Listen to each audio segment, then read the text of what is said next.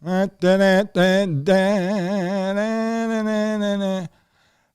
if you want to say it with flowers, say it with a single rose. It says, "I'm cheap." Yeah, that's it. Kensil Culture, Puppets, Props, Puns, Podcasts.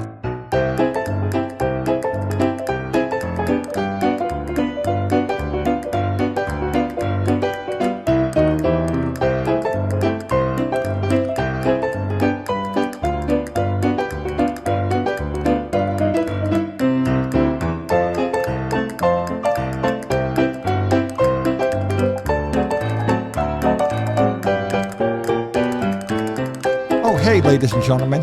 Hey, love is all you need, ladies and gentlemen. And we are about Pop Culture Magazine. And we're going to talk about one of our favorite Beatles right now.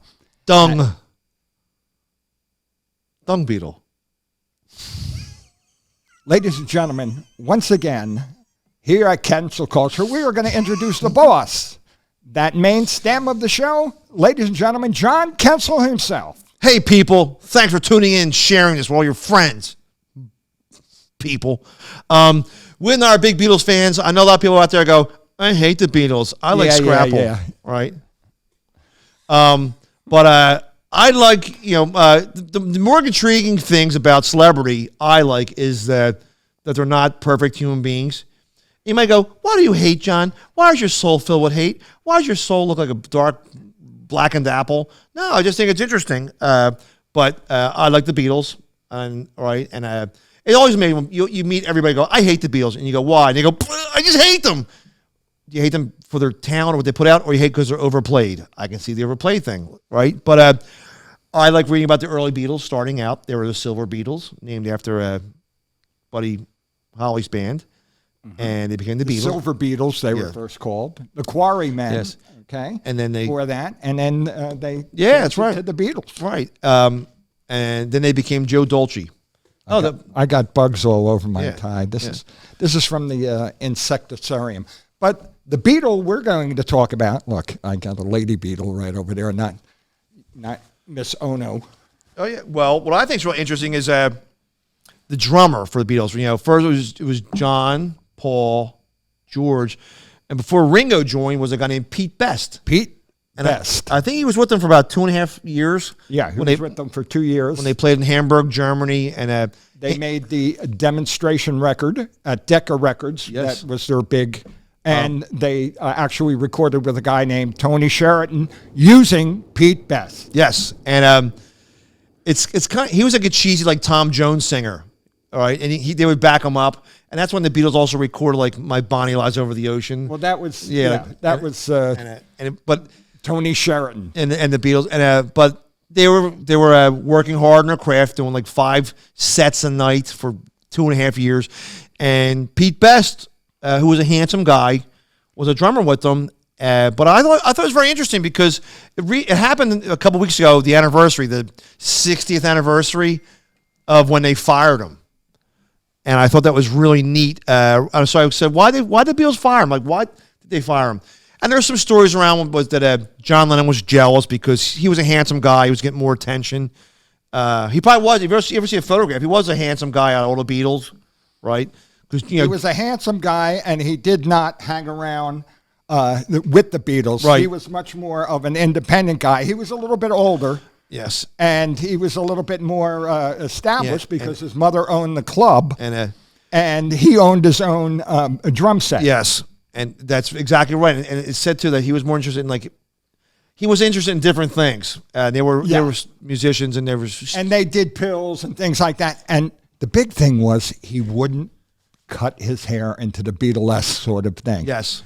And exactly right. And there's I guess when bands do start, you do pick on there's somebody who's going to ride you, and it's like, even though he really didn't do anything. Well, George Martin, he came in, they did like an audition with him. George Martin wanted to replace him. Oh right away. Because he didn't have that click, you know, that he couldn't keep the steady beat for the 2.5 minutes or whatever.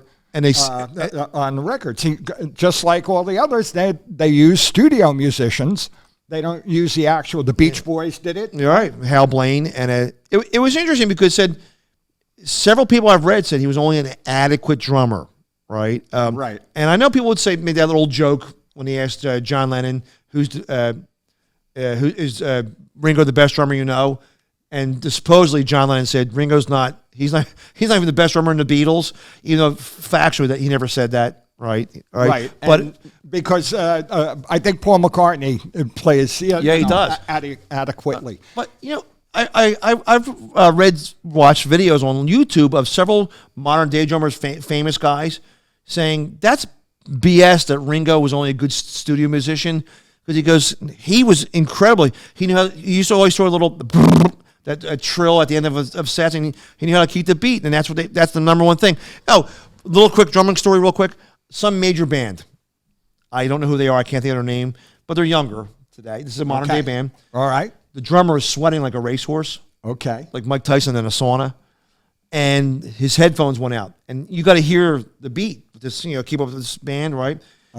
His headphone went out, and his monitor went out. He was sweating, and to get through the rest of the set, the drummer tech went behind him and patted on his back to the beat so he could keep drumming. I thought that was a really neat video. Like the guy goes, "You're talking about a great drum tech. This guy kept me keeping the beat." Because he could hear the music. He did it on his back. And I thought the audience couldn't see it. I thought it was really neat. Like a reverse reach around. But it was neat how they did it. But we were talking about the Beatles. What? Right? The Beatles got rid of Pete Best. Now, Pete Best, yes. Now, he joined the group because he owned his own set of drums, and which was very rare in 1960 Liverpool, England. They were still feeling the effects of the Second World War. And it was also that his mother owned, not the Cavern. There was another place. There was another place, but the Cove or something like that. And the mother was like, she kept in touch after Pete left with the Beatles because she was a businesswoman. Yep. But Pete was he had his own milieu. Okay, and I hope that's the right word. But he had his own group of friends, and he had his own interests, and he wasn't really a Beatle. Right. He didn't. Where Ringo came in, and they had played with Ringo because Ringo, when Pete Best didn't show up, Ringo would sit in. Okay? Yes, that's right. And they learned to enjoy Ringo's sense of humor because he was actually from a pretty steady family, Ringo. He was the most, Ringo was well known in the bands around town. Right. He would, Rory and Hurricane, Rory. Hurricane, yeah. But it was this is interesting. I thought, also too, you've seen this picture of the Beatles. John, Paul, and George look the same. Pete Best had like a black turtleneck on and a black leather jacket. He didn't. Right. He didn't conform. He didn't want to do the suits. He didn't want to do that. And so I guess a lot of drummers are like that. They go to their own.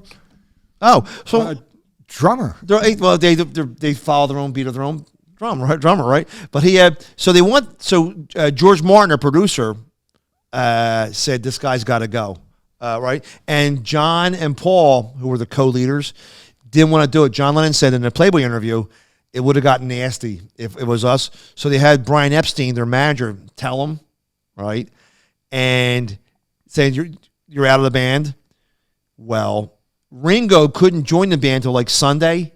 Right. They fired him on Wednesday. They had 3 more shows to do. He did the 3 shows. And it wasn't as big of a deal, I guess, to him then because the Beatles hadn't broke. Yeah. And here he was, he was still playing with them. That's what I have right here. It said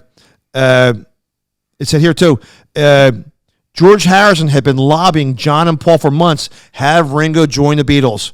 So in the end of July, their minds are made up. And they heard Ringo was going to quit his band and be free. But Ringo was an upright guy too because he didn't want to leave the band he was with. He was always ready to work, Ringo. Yeah. That's what he said. I was always ready to work. I was always ready to lay down that track. He says, I was very comfortable in what I was doing. No, but Ringo was upright because he didn't want to leave his other band without a drummer. He waited till he was free from their contract. But it says here, John and Paul drove 332 miles to the west coast of England to the east coast where Ringo's playing to ask him. And he said, I don't know. And then they go, you'll be hearing from our manager, which is Brian Epstein. So Ringo's playing at this park on August 14th, and in 1962, they announced it over a loudspeaker, Ringo Starr, please come we have a phone call for you, right? So Ringo said, yeah, I'll join. But he goes, I can't leave the group I'm in right now until I need to give a bit of notice. So they didn't fire Pete Best until August 16th. And John Lennon said, we were cowards when we sacked him. We made Brian do it. But Pete Best had to do three shows with him. But I thought it was interesting because if you read about, they've interviewed Pete Best afterwards. Right. And he goes, I was a good drummer. Right. And he just bopped around for a couple more years, and then he became a postman. I worked for the civil service. He took a civil service job, and he tried Pete Best and his Renegades or something like that. Yeah. He tried to put out his own, and go on the coattails of the Beatles. But I thought, what was interesting though was like they never talked to him after that. No, they never did. Hung around or. Like Wid's right though. They did talk to his mother. But it was also interesting that when the Beatles, in the early, like 1991 or 92, or maybe the early, they put the Beatles anthology out. It was great. Right. Beatles anthology was a great thing. Well, it was historic too, even if you don't, particularly care. It was outtakes, alternate takes of stuff. Several songs in there were recordings with Pete Best. Well, I forgot. I don't know who owns the rights to the Beatles music now. Apple, BMI. I don't know who it was. He got a check for several $1 million. Yep. For his cut. He had 10 songs on that he was playing the drums. Okay. Yep. And so that's a substantial amount of money. I can remember hearing "Besame Mucho." That's Spanish. Yes. Okay, Besame Mucho, I love you much, or yes. Mucho, Besame. And it sounded like the Grateful Dead drummer. Yeah. It sounded, you could tell it wasn't Ringo. Yeah, right. Because it was a little bit, the cadence was advanced. And can I tell you, I really enjoyed it. That was one of my favorite songs on the anthology. Right. Because it wasn't professionally recorded, somewhere. But to hear him playing the drums on Besame Mucho, sometimes imperfection is, in music, it comes out as a happy accident. Because to me, it sounded just like, a Grateful Dead song, but by the Beatles. So it was like a weird mashup. My guitar teacher, a giant Beatles fan. How tall is he? He's not really the tallest fellow in town, but he's very talented. He was a giant. He before the Beatles signed with Capitol, right? And it was a Decca turned them down, Decca Records. Well, they were picked up right before they broke in America. They were picked up. That guy can't live it down though. I know, right? And I've seen interviews with him too. He goes, I didn't think they were good, all right? But they were signed to a Chicago-based record label called VJ. It was Vern and Julia. It was an African-American couple, right? That's the Four Seasons were on that. Yeah, right, exactly, right. Well, they were a couple, and they produced exactly, right? But they own the rights to the Beatles, right? Uh-huh. Well, here the couple was going through a divorce, and Capitol saw the potential, how big the Beatles were going to be. Well, they're going through a divorce, and they bought their contract off VJ. Well, in their contract, though, VJ had, I think they owned 13 songs, right? Mm-hmm. They had 1 year ownership of the music. So VJ Records did every single thing they could do to capitalize on those 13 songs. They put out a Beatles/Four Seasons record out. Can I tell you, as being a kid in New Jersey, that was an important time in my life when it was the Beatles versus the Four Seasons. And of course, we voted for the Four Seasons on that double album it had 10 songs of which were already hits. Yeah. And then it had Beatles that they did that like early recordings that everybody agrees were kind of trashy, and they didn't find their groove yet. And if you ever see the album, it has a gold cover, and they're all wearing black suits standing in the front, just looking at like before like Please Me and all the early stuff. But it's just very interesting that they did everything they could to milk it. Right, yeah. But I thought that was interesting. Check out the Beatles stuff there, and we also have a segment on our show called Beatlemaniacs. Right. Well, I think it was kind of we have Beatlemaniacs, and we're going to probably incorporate them within the shows. Right now, I'd like to say that Pete Best, he made out all right. Oh, yes, he did. I mean, he humbled himself for a while, being a mailman. Right. And then, he got a pension. And now, not only a pension, he had a couple $1 million from, He was at one of the Chiller Theater Horror conventions signing autographs. And a lot of people said he was a nice guy. Yes.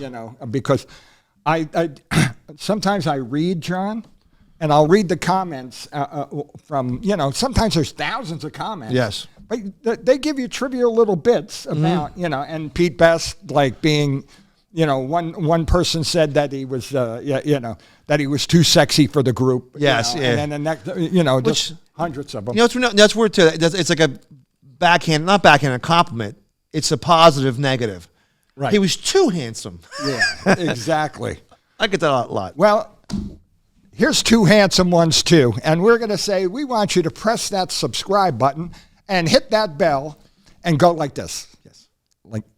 Tell your friends, share. Like that.